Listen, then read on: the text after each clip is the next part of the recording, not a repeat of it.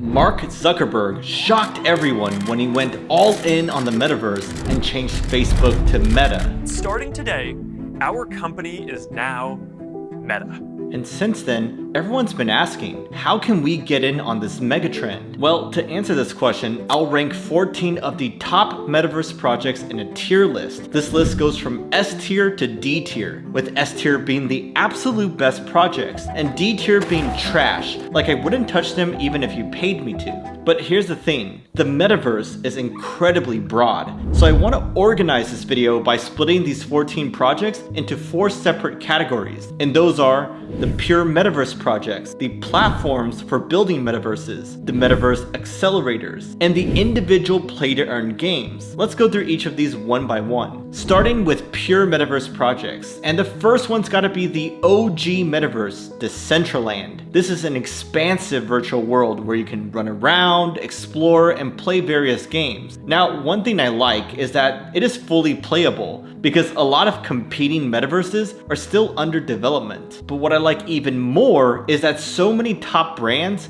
have joined Decentraland to offer their own experiences. For example, the first ever Metaverse Fashion Week was hosted in Decentraland, and it featured brands such as Forever 21, Dolce & Gabbana, and Tommy Hilfiger. That event brought over 100,000 unique visitors, and that I consider a huge success. I'm also bullish on the Decentraland DAO because it holds around $50 million in their treasury to fund various initiatives that could grow their ecosystem. But it's not all rainbows and butterflies though, because there are several things to dislike as well. For example, they have a pretty small recurring user base. I saw multiple reports that put their daily active users at under 1,000 for the past few months. So it's a pretty empty metaverse any way you slice it. Also, one of their co-founders left to build a competing metaverse called Big Time. And that worries me because even with an active DAO, I think Decentraland needs a strong core team in order to take that next step. So with all that in mind, I'm rating them a B, smack dab in the middle of the tier list. By the way, most of the research for this video was done by the team over at Crypto EQ. So if you want to go see their crypto research reports, then go check them out using my link below. Anyways, the next pure metaverse play comes from the Bored Ape Yacht Club, and it's their very own metaverse called Otherside. First and foremost, this metaverse is still under development, so you can't play anything yet. But when it goes live, you'll likely need to own one of their NFTs in order to join. And I don't really like that because every NFT collection in their universe is quite expensive, so it could be cost prohibitive for most people to join. But I will say, the interest from their community is undeniable. They ran a simple stress test of their metaverse system, and thousands of people showed up to help them test it out. Also, Yuga Labs, the team behind the Otherside metaverse and the Bored Ape collections, are a force to be reckoned with.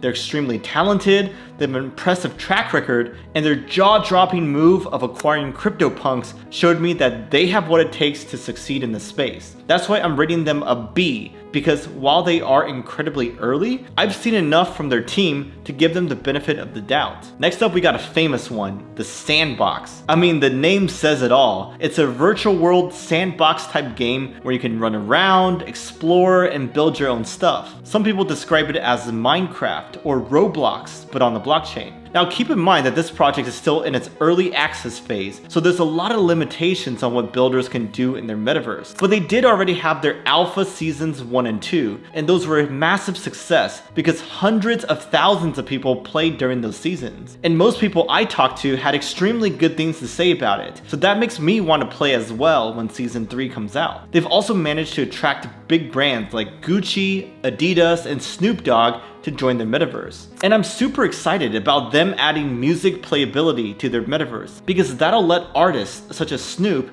to host concerts there, and that's something I'd want to check out. To be honest, there are so many things I like about the Sandbox, and I couldn't find that many serious cons, so I gotta put them in the S tier, the highest tier possible. Now let's move on to the next category of metaverse projects, builder platforms. These projects essentially help developers build their own metaverse or blockchain game. And the first one we gotta check out is Enjin. These projects make it easier for developers to use NFTs in their games or apps. And one thing I really like about them is that they are innovators, because they're the ones who created the powerful ERC 1155 token standard. This standard unleashes the true power of NFTs. Like, you can upgrade them even after they've been minted, or you can send a bunch of them in a single transaction and save a ton on gas fees this way. I'm also a fan of their Enjin coin because it is designed to back all the NFTs minted through their platform. So if you're a gamer and your in-game sword is backed by 20 ENJ,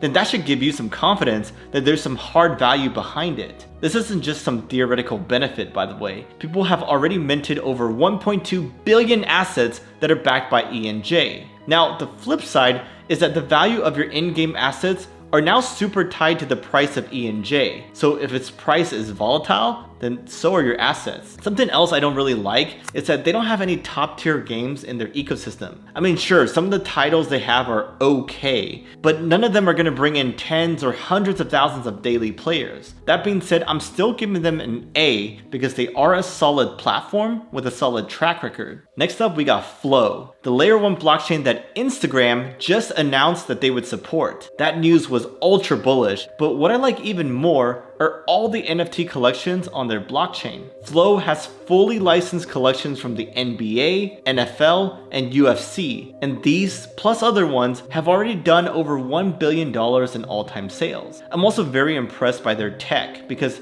they're both scalable and eco-friendly, and that's all thanks to their sophisticated architecture. Now, I think the biggest downside to Flow is that there's just not a lot of games on there that are playable. That's why I'm rating them a B, with the potential to go a lot higher if they continue their trajectory. Next up, we got Efinity, a blockchain that the Enjin team designed because they were fed up with Ethereum's problems. So they built their own blockchain to be tailor-made for NFT use cases. And it's actually a Polkadot parachain, which I like because Polkadot's architecture gives Efinity the scalability and security it needs to operate smoothly. Now, one thing I'm not a fan of is the Enjin team's decision to expand to a 2-token model with both ENJ and EFI, because I think that's mostly unnecessary, and they should have just stuck with ENJ. Also, the Efinity platform doesn't really offer anything super unique in terms of value proposition to the broader NFT world. Maybe their $100 million Metaverse fund will do some stuff to change my mind, but in the meantime, I gotta rate them a C. Not bad, but meh. Now, before we move to my next category, I gotta warn you about buying all these Metaverse assets while being nonchalant about your security.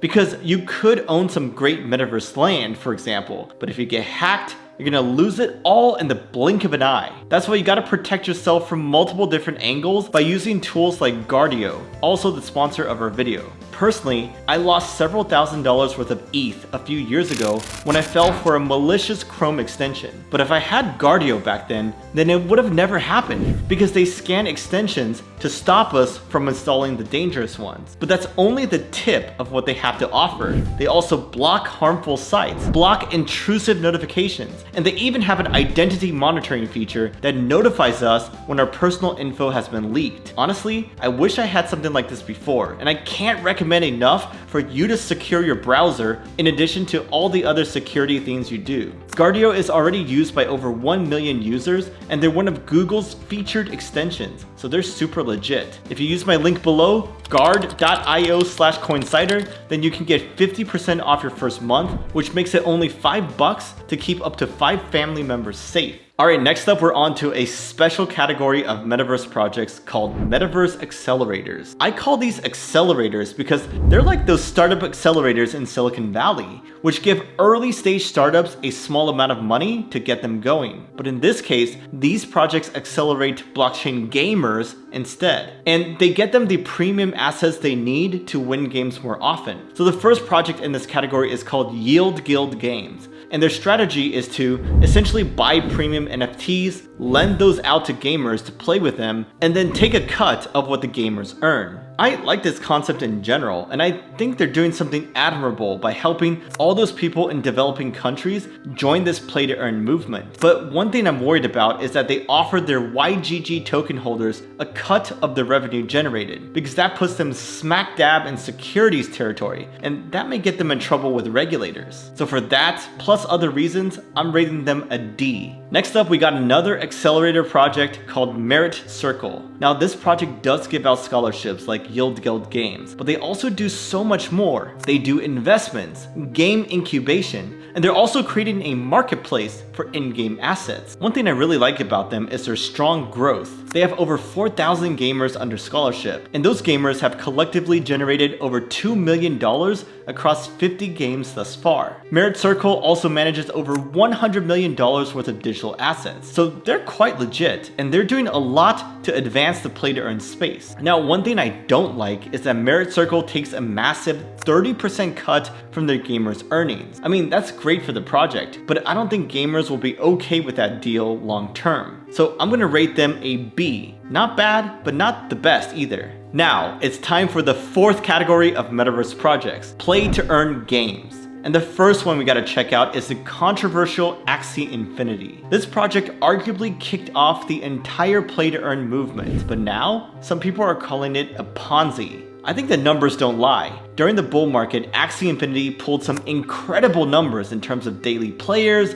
and revenue generated. Numbers we've never before seen from a blockchain game. One thing I really like is that they were able to attract a lot of non-blockchain gamers, and many of them were able to earn quite a bit. In terms of the Ponzi accusations, I gotta disagree. I mean, sure, they should tweak their business model and perhaps add a free-to-play mode, but I think some people genuinely play it for fun, and that makes it not a Ponzi, because a Ponzi would mean that it was only speculators the entire time. Just look at the stats. We're in a deep bear market right now, but yet there are still hundreds of thousands of people playing Axie every week. So I do think this game is more sustainable than critics would like to admit. And plus, the team is planning to expand Axie into more of a metaverse like the Sandbox or Decentraland. So that's something I'm super excited about, and I'm rating them an A in the meantime. Next up, we got a game called My Neighbor Alice, which is like Animal Crossing, but on the blockchain. One thing I really like is how approachable it is, because it is free to play and it's mainly designed for non-blockchain gamers. Anyone can play without buying their land, but if you want to buy their land, it isn't that expensive compared to land from some other games or metaverses. Now, one thing I dislike is that they're in the Binance Smart Chain ecosystem, so you gotta operate on that blockchain instead of Ethereum if you want to play. It's also currently under development, so it's quite early, but they did already release their alpha version 1. Overall, I'm not super excited about this game, so I'm rating them a C. Next up, we got a project that combines both DeFi and gaming called Aavegotchi. It's kind of like Tamagotchi, like, you know, those little handheld digital pets that us millennials used to play with. Oh, are you hungry? Oh, no. By all means, feed it. Play till your heart's content. Look, Goldie.